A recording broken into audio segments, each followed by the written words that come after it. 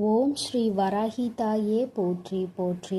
என் அன்பு விருச்சக ராசிக்கார பிள்ளைகளே, இந்த ஆடி மாதமானது உங்களுக்கு எப்படிப்பட்ட மாதமாக இருக்க போகின்றது, இனி வரும் நாட்களில் நீங்கள் எது போன்ற சவால்களை சந்திக்கப் போகிறீர்கள் என்பதை உங்கள் தாயானவள் துல்லியமாக கணித்துவிட்டு வந்திருக்கின்றேன். அதனால் இந்த பதிவினை முழுமையாக கேள் என் தங்கமே. விருச்சகத்தில் பிறந்தவர்களுக்கு இந்த மாதம் ஏற்றம் தரக்கூடிய அமைப்பாக இருக்கின்றது என்பதனால் விருச்சக ராசிக்காரர்களே, நீங்கள் கவலை கொள்ள தேவையில்லை. இதுவரை இருந்து வந்த மனநிலை மாற வாய்ப்புகள் அமையும்.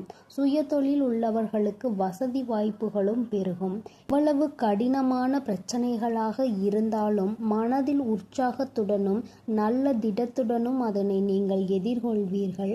குடும்பத்தில் சகோதர சகோதரிகளுக்கு இடையே ஒற்றுமை பலப்படும். பெரியவர்களின் ஆரோக்கியத்தில் கவனம் செலுத்துங்கள். உத்தியோகத்தில் உள்ளவர்களுக்கு கடின உழைப்பும் உற்சாகத்தை கொடுக்கும். உழைப்பிற்கு ஏற்ற அங்கீகாரம் கிடைக்கும் மாதமாகவும் இது இருக்கின்றது.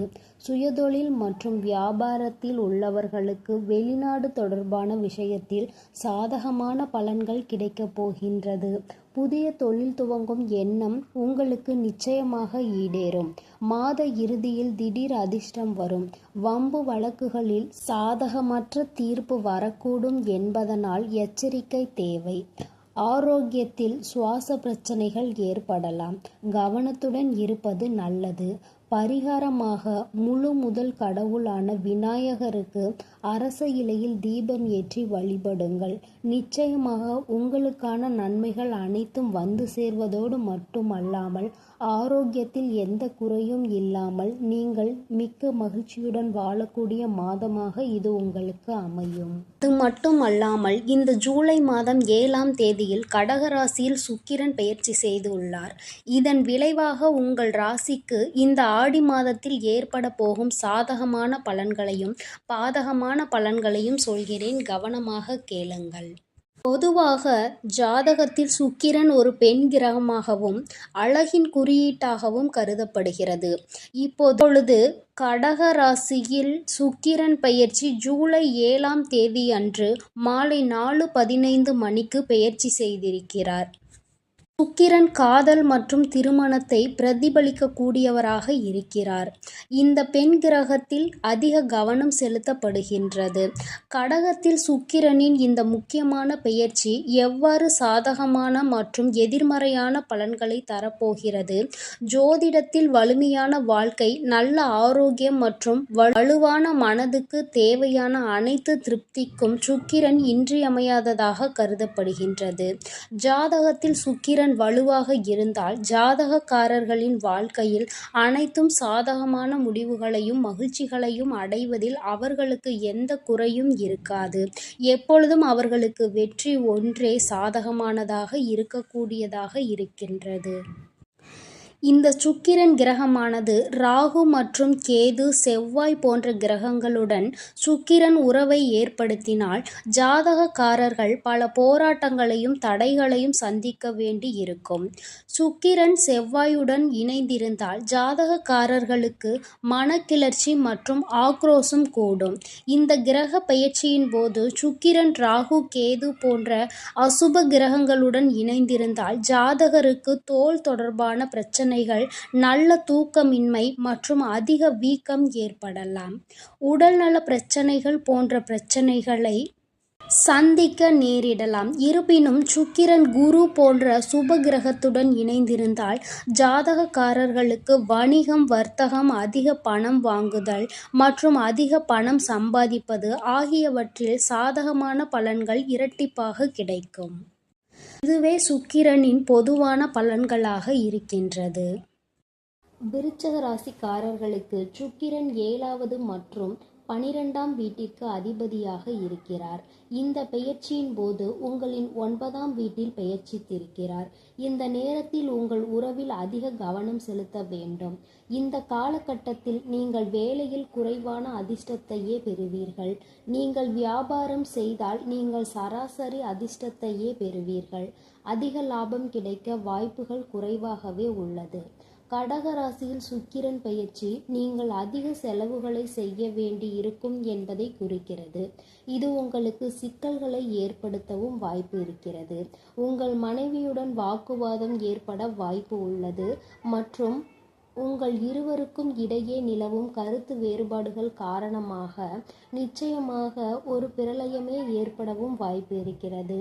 ஆரோக்கியத்திலும் தந்தையின் உடல்நிலையிலும் அதிக கவனம் செலுத்த வேண்டி இருக்கிறது. எனவே விருச்சிக ராசிக்காரர்களை செவ்வாய்க்கிழமை அன்று செவ்வாய்க்கு நீங்கள் யாகம் நடத்துங்கள். அது மட்டுமன்றி சனிக்கிழமை தோறும் சனி பகவானுக்கு நீங்கள் யாகம் நடத்தி வழிபட்டு வந்தால் நிச்சயமாக உங்களுக்கு ஏற்பட இருக்கும் தீமையான வினைகள் அனைத்தும் நீங்கி நன்மையாக மாறும்.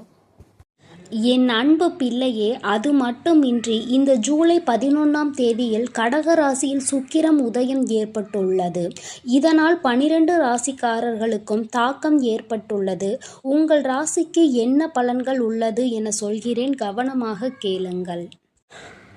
பெண்பால் கிரகமான சுக்கிரன் ஜூலை 11 இரவு 7:59 மணிக்கு கடகராசியில் உதயமாகி இருக்கிறார்.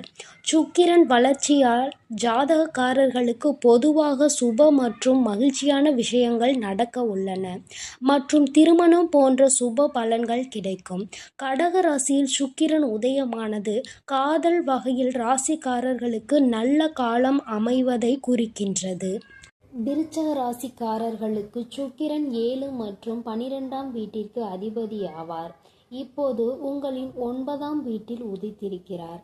இந்த நேரத்தில் உங்கள் பயணத்தின் போது அதிர்ஷ்டமின்மை மற்றும் சில சிக்கல்களையும் அது ஏற்படுத்துவதாக இருக்கின்றது.